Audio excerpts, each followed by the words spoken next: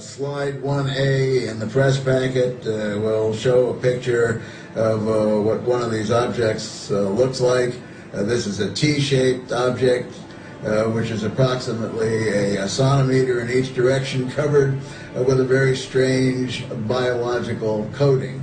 A coating that is so strong that when the object is freshly removed, you can't cut through it with a surgical blade. The next slide is slide 1B. Shows another kind of an object that we removed, another metallic rod, which is also covered with a similar dark gray impervious membrane. And this material is also very strong, and you can't cut through it with a surgical blade.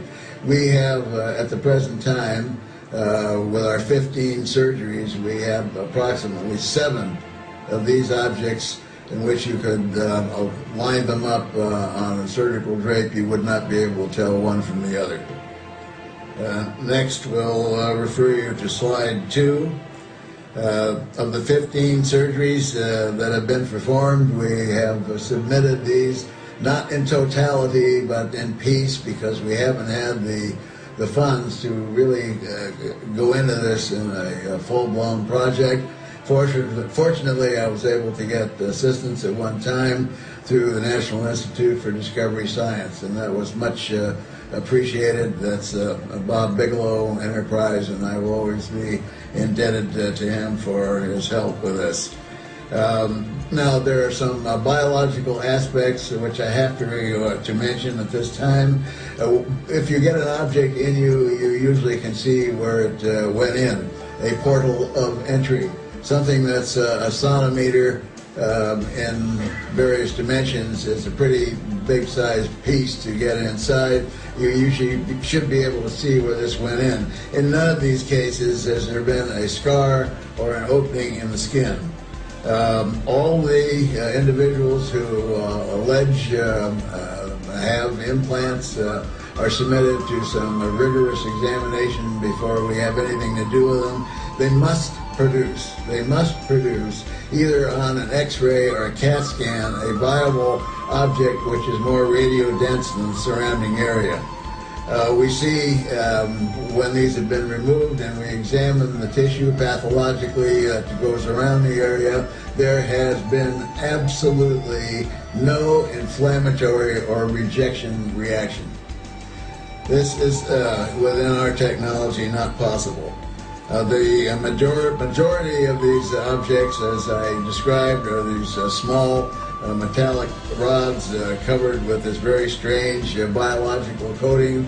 And quite recently, we found out that, I hope you're all sitting down, that this biological coating seems to be growing from the metallic structure within. We believe that this biological tissue serves as a barrier so that the body does not reject the object or cause inflammation to occur. And as you can see, if we had the funds to back engineer this and find out how this works, it would be a tremendous boon to medical science, as we could wrap a transplant organ, a pin, a screw, or something of that nature, put it into the body, and the individual would no longer have to take immunosuppressive drugs for the rest of their lives. But I will add this, that tens of thousands and thousands of reports are coming out. Many of them involve implants. Many of these have been analyzed. They come from the navel cavities, other parts of the brain, earlobes, arms, and what have you. It's extraordinary physical evidence. I point this out not because I believe it's necessary to confirm ET presence. That's been proven many times over. In fact, it was proven by 1952. But there are people who like that physical stuff. They want to see that. Well, there it is. So one can look into this at their leisure. Dr. Learwood and Alice will be available afterwards. All right, and you can question them then. Now, I'm going to bring this now to a close. Some housekeeping things very quickly. I believe, as I've said publicly on many radio and television programs, that the Obama administration, through the nature of who they have appointed and other indications and other information I'm receiving, has made a decision to disclose the ET presence. But that is, of course, an assessment. They are certainly not saying anything. Okay? However, the window of opportunity is very, very wide. We are encouraging the administration, which has dedicated itself to open and transparent government, to commit the ultimate act of openness and transparency, and to do it immediately before this truth embargo becomes its embargo, and it has to explain its reasons for delay at a critical time in the human race's, how would you say, development on multiple fronts. If it does not disclose by the end of May, this is not a threat. It's a threat. Don't threaten the United States government. They're headed on. But the first 100 days plus 30, because I have to admit this gentleman came into a rather extensive array of very profound problems. So we're providing an additional 30 days. If exposure is not taking place, PRG has a substantial network and quite a bit of documentary evidence connected to this, particularly politically, particularly to the Rockefeller Initiative and the Clinton administration, and we are going to be extensively putting that out to the media. And we're just going to make it as difficult on them as possible. We don't want to, but sometimes that's necessary.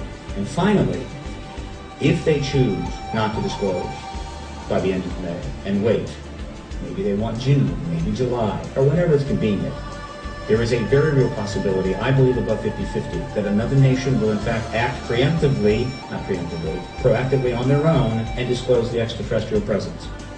And they will wake up and they will pick up the Washington Post or the Washington Times, and the headline will read, President Sarkozy of France today will tell the French people about the confirmation of an extraterrestrial presence and provide evidence from the French military files.